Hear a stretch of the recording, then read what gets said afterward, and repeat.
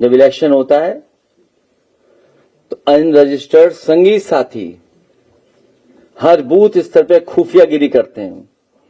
जो खुफियागिरी की आदत उनकी पुरानी है, जो विभिन्न संस्थाओं का मुखौटा लगाकर धर्म, न्याय क्षेत्र, विद्यालयों, विश्वविद्यालयों, संस्कृति, भाषा, संस्कार के संगठनों, एनजीओ या परिषदों के रूप में देश को अपने स्वार्थ के लिए दीमक की तरह खोखला कर रहे हैं। इनके तार विदेशों तक से जुड़े हुए हैं, इसलिए आजकल ये स्वदेशी वाले विदेशी भ्रमण पर रहते हैं। इतनी बात तो समझ गए होंगे आप। और जो शासन प्रशासन करता है वो तो है ही, कैसे करता है। एक और है संस्था, मैं सोचता हूं दोस्त दूं कि न दूं, मन है तो दे देता हूं। अगर आपकी इतनी इच्छा है तो बात तो समझ गए होगे आप। मीडिया हाउसेस, इस 10 नंबरी योजना में मीडिया हाउस का भी बड़ा योगदान है। अच्छा, आप लोग नहीं जानते ये जो हुआ सब, जो मल्टी लेयर इलेक्शन माफियागिरी है, उसमें मीडिया हाउसेस का भी बहुत बड़ा रोल है। लोकतंत्र को खत्म करने के लिए, डेमोक्रेसी को डैमेज करने के लिए, डेमोक्रेसी की वैल्यूज को डिस्ट्रॉय करने में मीडिया हाउसेस का भी बहुत बड़ा रोल है। कल मैंने देखा कि एक बहुत बड़े प्रतिष्ठित चैनल के बारे में मुझे किसी ने जानकारी दी कि 1.5 घंटा मेरे बारे में चर्चा हो रही थी, यूपी में क्या होगा। और उनकी पूरे की कोशिश थी कि किस रिलीजियस एज पे ले जाएं, किस एज पर इनको धकेल दें जाकर के। और उन सबके वेस्टेड इंटरेस्ट भी हैं। और वेस्टेड इंटरेस्ट के साथ साथ एक विचारधारा विशेष वाले अंडर कवर ऑफिसर्स भी हैं। अंडर कवर ऑफिसर्स भी हैं। उनके उन व्हाट्सएप ग्रुप का भी खुलासा किया जाएगा और करना चाहिए हम सबको मिलकर के, जिनमें उनके नाम और देश के खिलाफ, लोकतंत्र के खिलाफ साजिशों के सबूत हैं। सुना है बहुत सारे अधिकारी ट्रेन होकर के यूपी से गए थे और बड़ी संख्या में जो अधिकारी थे वहां पोस्ट किए गए थे, जिनका बहुत गहरा संबंध यूपी से रहा। कुछ लोगों को पोस्टिंग में हमने भी ऑलाइज किया अपनी समाजवादी सरकार में। वो बंगाल में जाकर के लोकतंत्र को डैमेज कर रहे थे, डेमोक्रेसी को खत्म करने के लिए लगे हुए थे। कुछ मुनाफाखोर धन्ना सेठ भी साथ दे रहे हैं। मुनाफाखोर धन्ना सेठ। और आज जो महंगाई है वो महंगाई इसलिए भी है कि मुनाफाखोर धन्ना सेठ अपने मुनाफे के लिए और यही अपने भ्रष्टाचार के लिए सरकार के साथ जुड़े हुए हैं। और कुछ विशेष कृपा पात्र ठेकेदार भी हैं। ये सब मिलकर के इलेक्शन माफिया की तरह एक साथ डेमोक्रेटिक क्राइम गैंग बन गया है।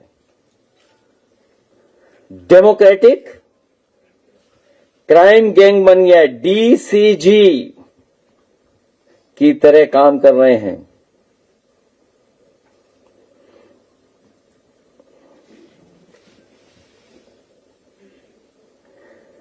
और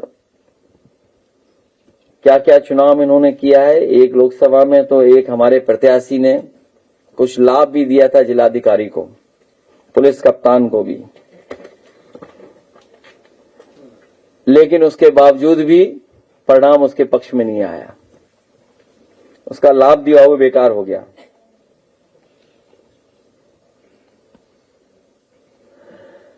कुछ लोग मजबूरी का फायदा उठा करके काम करवा रहे हैं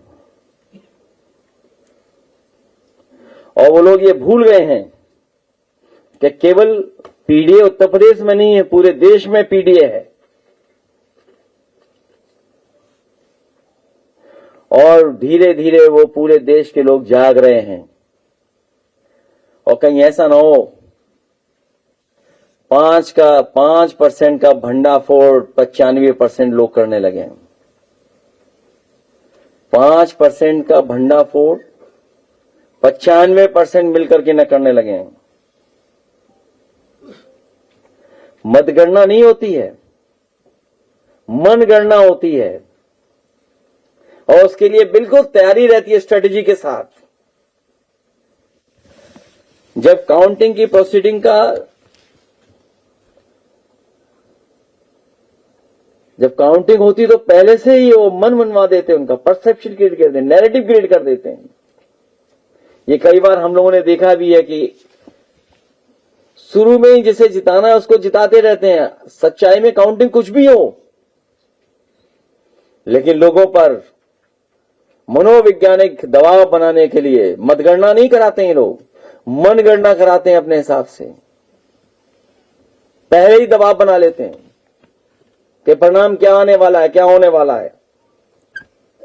और जब कोर्ट की प्रोसीडिंग हो सकती है, लाइव टेलीकास्ट होती है कोर्ट की प्रोसीडिंग, तो काउंटिंग की क्यों नहीं? काउंटिंग की लाइव प्रोसीडिंग क्यों नहीं हो सकती है? और आपको याद होगा कुंदरकी के में जब हम लोगों ने आरोप लगाया था कि पुलिस के लोगों ने प्राइवेट ड्रेस पहन करके वोट डाला था, बाई इलेक्शन में उत्तर प्रदेश में पुलिस के लोगों ने प्राइवेट ड्रेस में वोट डालने गए हैं, और मुझे मजबूरी में लोकसभा के अंदर अपने सांसदों से कहा था कि कफन लेकर के जाओ और कहो कि लोकतंत्र में ये चुनाव आयोग मर चुका है। वहां पर लोग समझ ही नहीं पाए कि ये सफेद सफेद क्या आ गया। वहां पर जो लोग थे उन्होंने कहा ये सफेद सफेद चादर क्या ले आए। जब उन्हें बताया गया ये कफन लाया गया है, तो स्पीकर साहब ने मुझे बुलाया कि सदन में आपको कफन नहीं दिखाना चाहिए। मैंने उनकी बात मानी और उसके बाद कफन नहीं दिखाया लोकसभा में, बल्कि हमारे सांसद पहले ही कफन दिखा चुके थे। वो सब लोग बेडशीट समझ रहे थे कि सफेद बेडशीट लेके आए हैं।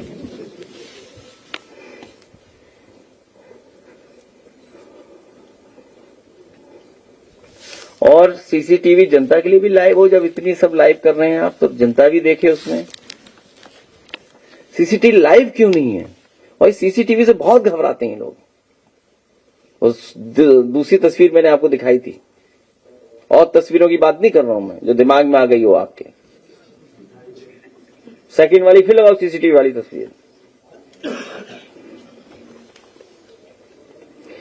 हमारी मांग है, ये जानकारी के साथ साथ मांग है हमारी कि सुप्रीम कोर्ट तत्काल संज्ञान ले और बंगाल की मतगणना की सीसीटीवी पूरे देश के सामने लाइव उपलब्ध कराई जाए।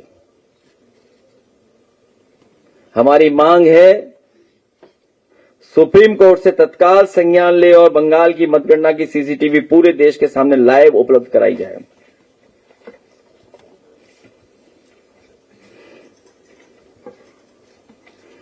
और जो डेटा आ रहा है, आपने भी पढ़ा होगा किसी अखबार का, मैं नहीं कह रहा हूं, लेकिन अब वही अखबार पढ़ा तो उसी में दिख गया तो वही निकाल के ले आया। मैं किसी का अखबार का प्रचार नहीं कर रहा हूं मैं, लेकिन एक अखबार में मैंने जब डेटा देखा कि impact of 27 lakh logical discrepancy की डिलीशन से क्या रिजल्ट आया है, क्या रिजल्ट हुआ है, और impact of 79 lakh total deletion से क्या इंपैक्ट दिख रहा है नंबर्स पर, सीट नंबर्स पे। तो सोचिए कितनी बड़ी लड़ाई अकेली आदरणीय दीदी लड़ रही थी। यूपी में हम लोग तो भोगे हैं, देखे हैं, समझे हैं, और बहुत करीब से इनको देखा है। और मुझे वो भी दिन याद है जब कन्नौज का इलेक्शन हराया गया था, एक जाति के आधार पर सब पोस्टिंग हुई थी। एसएसपी कौन थे? मुख्यमंत्री के स्वजाति थे। कानपुर से मॉनिटर कौन कर रहा था? मुख्यमंत्री के स्वजाति थे। डीजीपी कौन था? मुख्यमंत्री जी के स्वजाति थे, और उसके आगे तो कुछ नहीं बोलना मुझे। सीओ कौन था, पुलिस के कौन थे अधिकारी, अंदर कौन थे जब मैं 2019 का लोकसभा का चुनाव हारा था। और ये रिकॉर्ड पे वह बात बोल रहा हूं मैं। अगर किसी को लगता हो गलत बोल रहा हूं मैं, और सरकार को लगता हो कि ग्राफ में गलत दे रहा हूं, जानकारी गलत दे रहा हूं, तो उनके लोग आए और बताएं कि हां गलत कह रहे हैं। और हम तो कहेंगे पत्रकार साथियों से कि आप लोग भी रिसर्च करिए। कुछ लोगों पे हो सकता है दबाव हो, लेकिन सब पे दबाव नहीं है।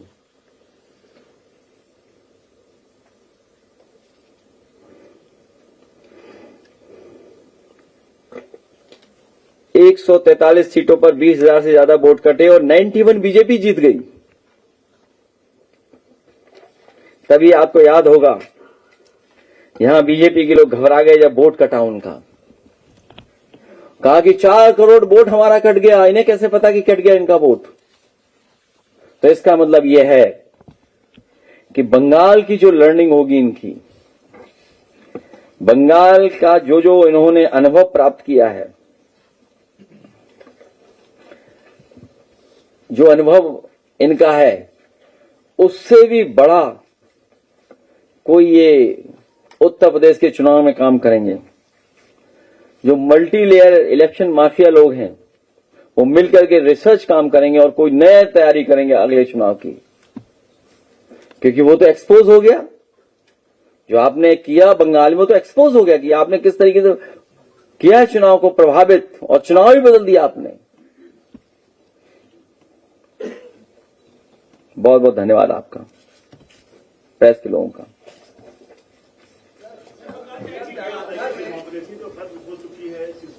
अभी खत्म नहीं हुई है, हम लोगों को जिंदा रखना है।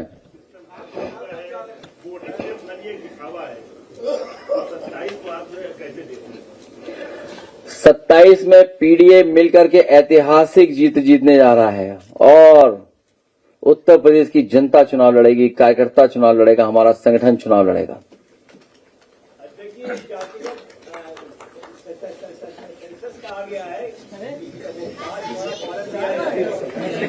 हमें उम्मीद है, लेकिन भारतीय जनता पार्टी पे कभी भरोसा नहीं कर सकते हैं कि जो लोग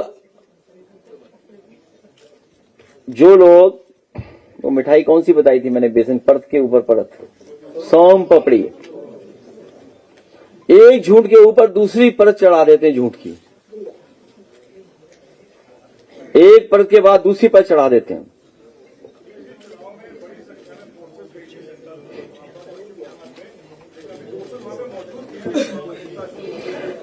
ये जो परंपरा चली है भारतीय जनता पार्टी जो करा रही है, ये लोकतंत्र को कमजोर करने की है। कि अगर एक पॉलिटिकल पार्टी की सरकार है तो दूसरी पॉलिटिकल पार्टी की सरकार आएगी तो उसके पॉलिटिकल वर्कर की जान ले लेंगे, आप कार्यालय जला देंगे। ये किसको सिखा रहे हैं? ये दुनिया की सबसे बड़ी पार्टी है, क्या सीख दे रही है दुनिया को ये? और आज के जमाने में कोई तस्वीर, कोई आग जलती हुई चीज केवल यूपी तक सीमित हो जाए, बंगाल तक सीमित रह जाएगी, ये संभव नहीं है। दुनिया में जाएगी ये खबरें।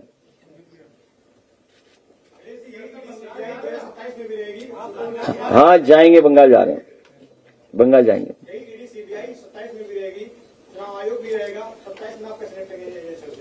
हम लोग विपक्ष में, हम तो क्या करेंगे ईडी सीबीआई लेकर के? ईडी सीबीआई उनके ऊपर ठेका एका कमा रहे हैं। आपको पता है अभी तक जो छापे पड़े किससे पड़े हैं? मैं अपने पत्रकार साथी से बताऊंगा, वो लास्ट पे लेना ईडी वाला। Bharatiya Janata party dry clean की दुकान है, Bharatiya Janata party dry clean की दुकान है। और जो ईडी सीबीआई की बात कर रहे हो वो ग्राफ देख लो आप।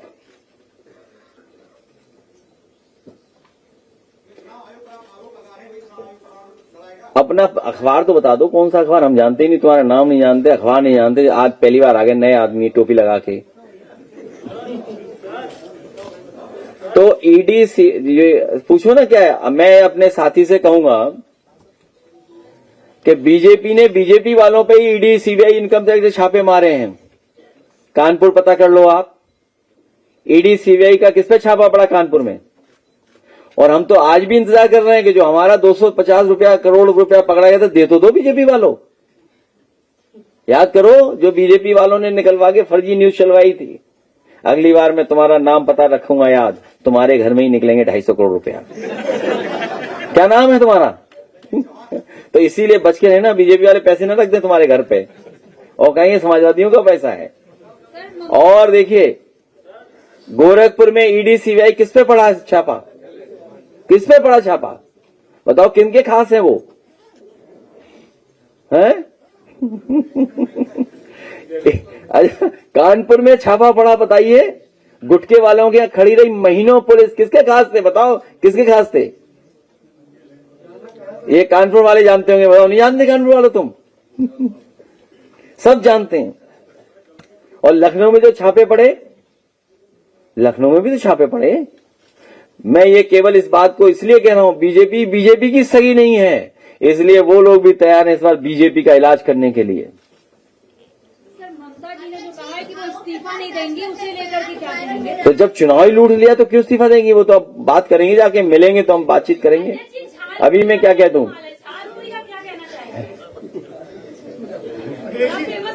अखिलेश जी, कल मैंने प्रदेश पार्टी से सवाल किया। भाई इलेक्शन पे तो पूछ लो कुछ, तुम इलेक्शन पे नहीं पूछ रहे, इधर की बातें कर रहे हो, खाने पीने की बातें कर रहे हो।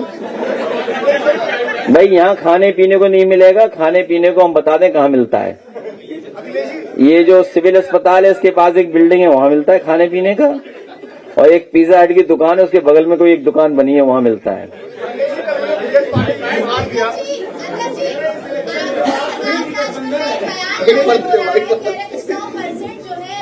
पीडीए सरकार बना रहे हैं 100%।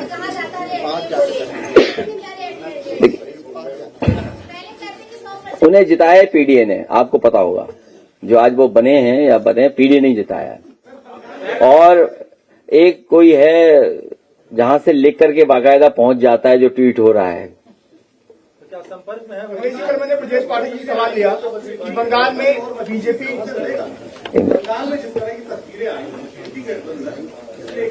पहले सही बोलिए आप, ऐसे नहीं बोल सकते आप। हाँ, बहुत धन्यवाद आपका। हाँ, अब बोलो।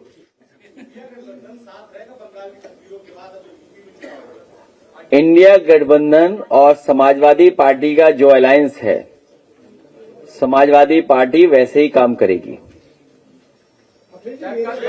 लेकिन आप ये पूछ ही नहीं रहे हो, ये जो ग्राफ है, ग्राफ दिखाओ दोबारा। इनके अपने हाथ में कोई ग्राफ है वो तो पूछो ना, कैसे वोट बढ़ गया।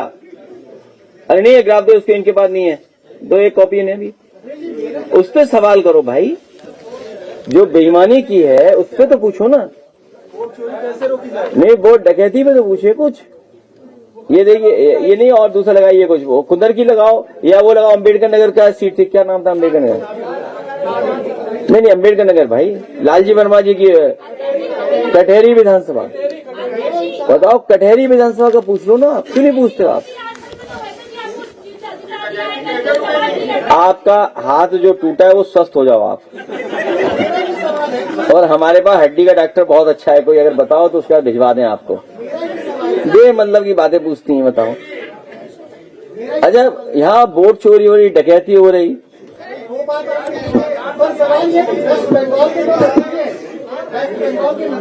अध्यक्ष जी वोट चोरी रुकेगी कैसे?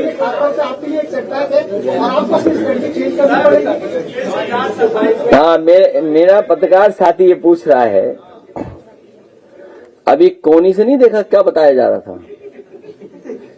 इस बार पीडीए भारतीय जनता पार्टी को पूरा का पूरा हटा देगा और हमेशा के लिए हटा देगा। मुझे प्रेस किसी और संबंध में आज करनी थी, लेकिन न्यूज साइकिल में वो आज इतनी कामयाब नहीं होती। 2 हफ्ते बाद उस पर करूंगा मैं, तब जरूर आप आना और जानकारी देंगे। मुझे उम्मीद है वो पढ़ लिख करके आप भी आओगे, कहो तो पहले दे देंगे कॉपी आपको, फिर पढ़ लिख करके आओगे तो अच्छा रहेगा। या उसके बाद स्टोरी करना कि हमने क्या गलत डेटा दिया है, आप ठीक कर देना हमारा डेटा।